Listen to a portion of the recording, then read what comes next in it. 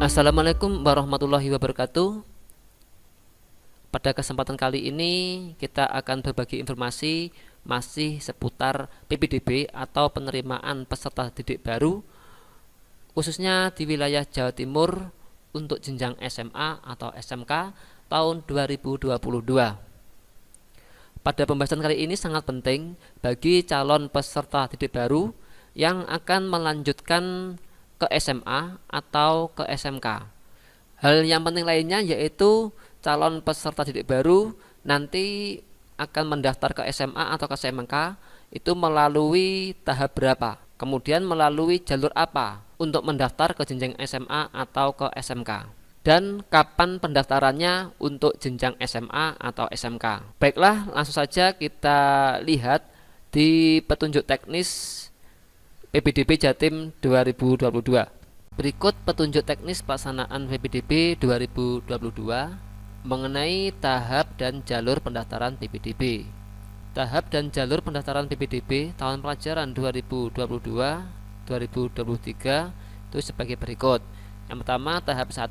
Pada tahap 1 ini pelaksanaannya secara online yang meliputi jalur afirmasi. Ini untuk jenjang SMA atau SMK. Kemudian yang kedua, itu jalur perpindahan tugas orang tua atau wali. Ini juga sama untuk jenjang SMA atau SMK. Lalu yang ketiga, itu jalur prestasi hasil lomba. Itu sama untuk jenjang SMA atau SMK. Jadi pada tahap 1 ini untuk jenjang SMA atau SMK itu jadwalnya bersamaan, yaitu pada tanggal 20 sampai 21 Juni 2022 secara online. Jadi itu untuk pendaftaran pada tahap pertama yang meliputi jalur afirmasi, perpindahan tugas orang tua atau wali, dan prestasi hasil lomba. Berikutnya untuk tahap kedua itu juga sama dilakukan secara online pada jalur prestasi nilai akademik.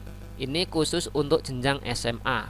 Jadi pada pendaftaran tahap 2 ini untuk calon peserta didik yang akan melanjutkan ke jenjang SMA.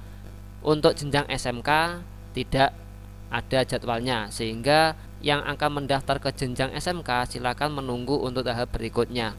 Sedangkan untuk pendaftaran pada tahap 2 ini dilaksanakan pada tanggal 25 sampai dengan 26 Juni 2022 secara online.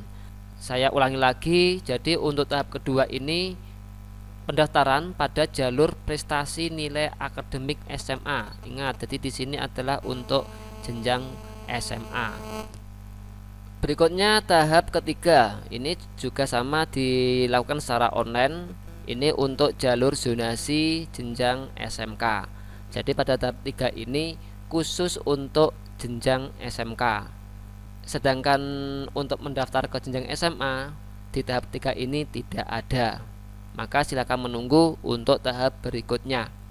Sedangkan pelaksanaan pada pendaftaran tahap 3 ini, yaitu jalur zonasi SMK, itu dilaksanakan pada tanggal 28 sampai dengan 29 Juni 2022 secara online. Nah, berikutnya untuk tahap keempat itu juga sama dilakukan secara online, yaitu pada jalur zonasi SMA. Nah, di sini untuk jenjang SMA. Jika akan mendaftar ke jenjang SMK, silakan menunggu ke tahap berikutnya. Nah, tahap keempat ini untuk jalur SMA itu merupakan tahap pendaftaran terakhir.